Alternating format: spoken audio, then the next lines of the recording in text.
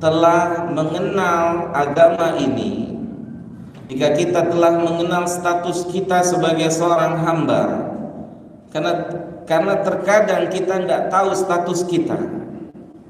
Ada satu rumah, di dalamnya dilakukan party,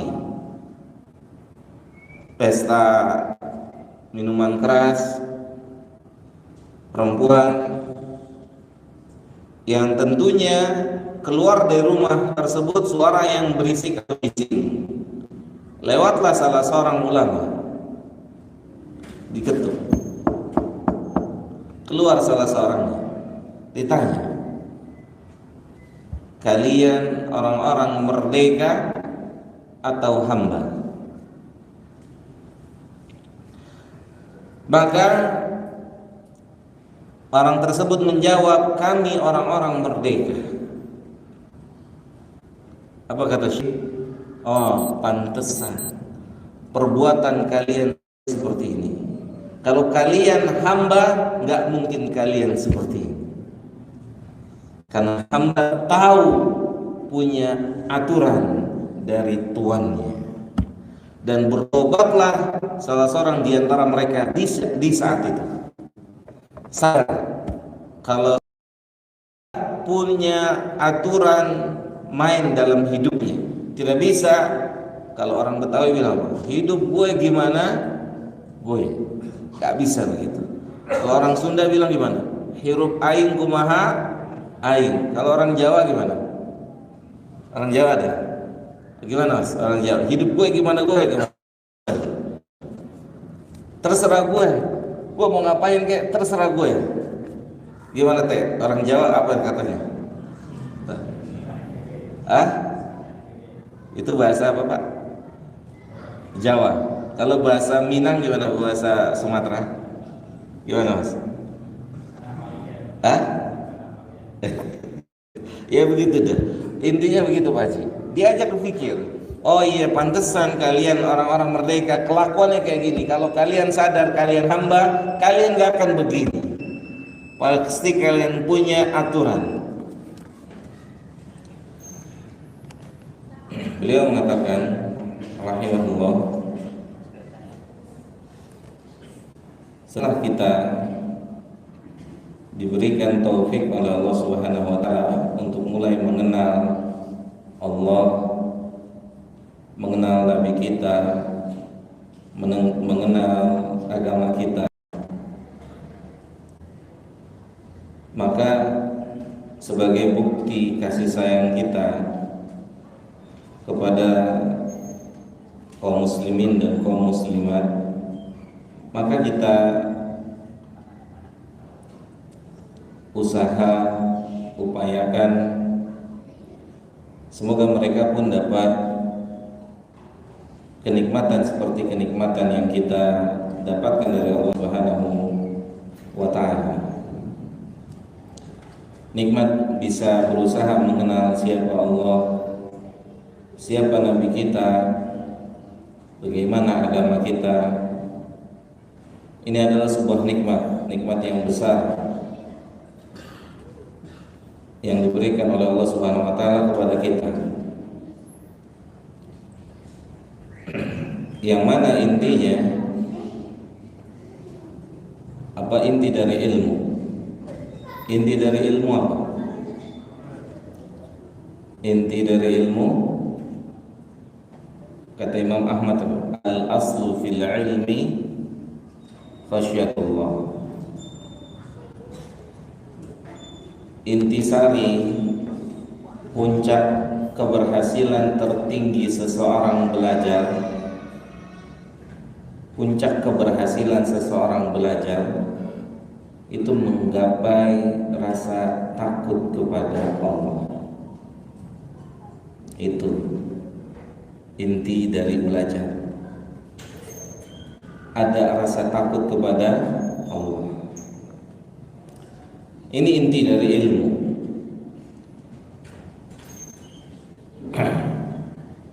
Nabi kita Muhammad SAW mengatakan apa dalam sebuah hadis? Beliau mengatakan, "Lau ta'lamuna ma'a'lam."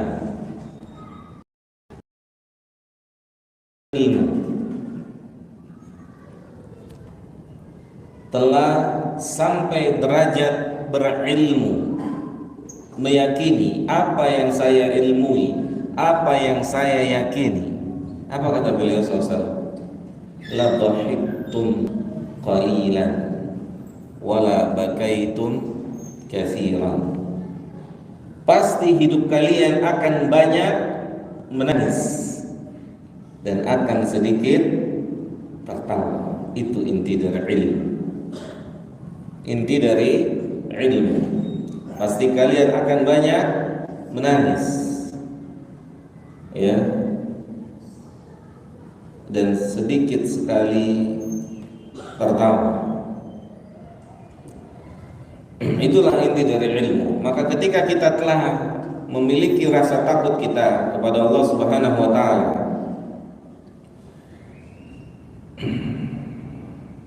tapi jamaah yang dimuliakan oleh Allah Subhanahu wa taala,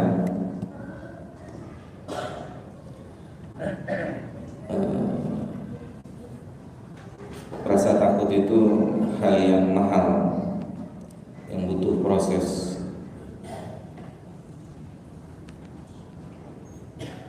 Benar-benar seorang harus mengerti, benar-benar seseorang harus faham, baru bisa memiliki rasa takut yang sebenar-benarnya, takut kepada Allah SWT. Min ibadi al-ulama, sesungguhnya yang takut kepada Allah Subhanahu wa taala dari hamba-hambanya adalah para ulama. Ulama bentuk jamak dari alim. Yang takut pada Allah adalah orang-orang yang punya ilmu, orang-orang yang benar-benar punya ilmu. Dia akan takut pada Allah dengan sebenar-benarnya takut.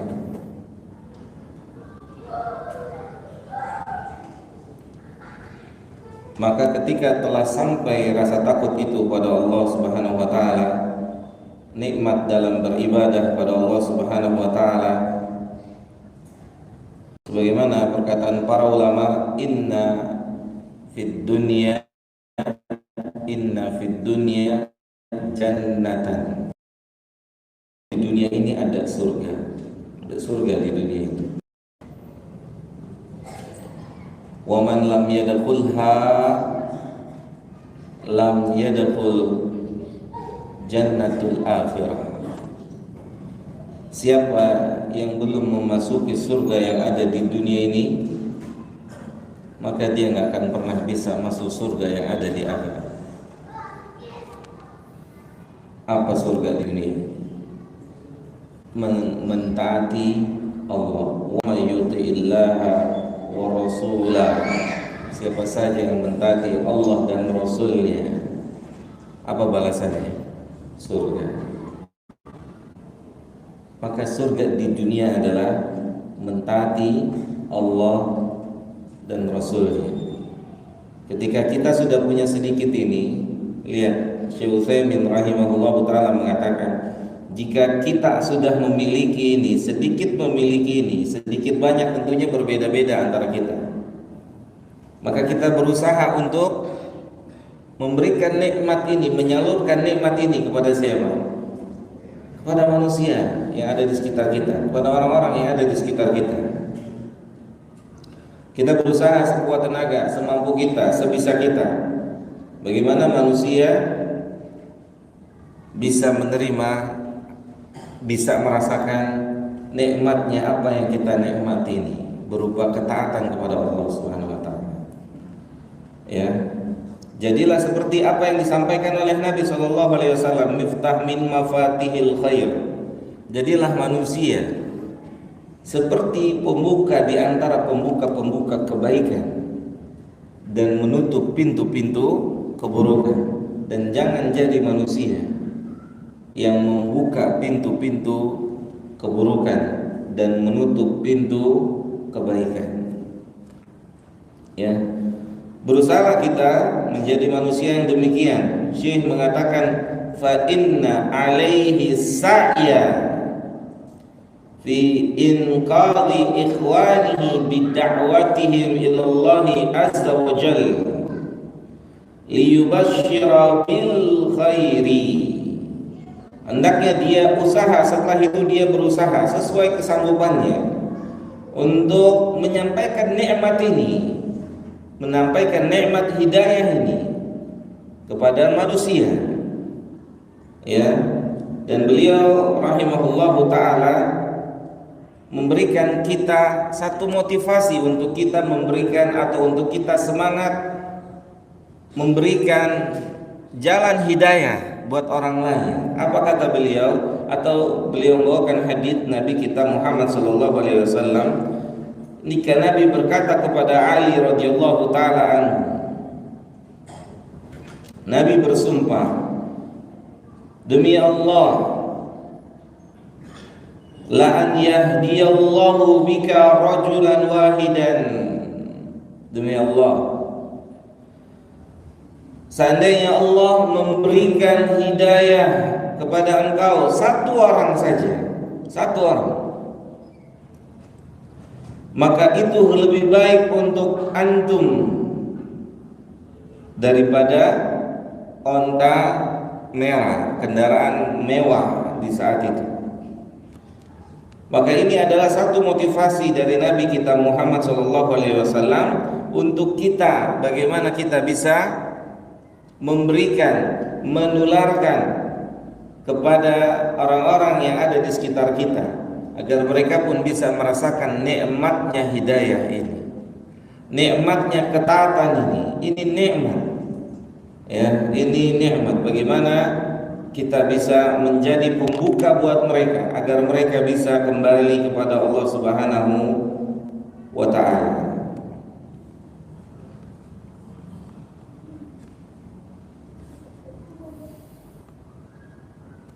Kemudian beliau rahimahullahu ta'ala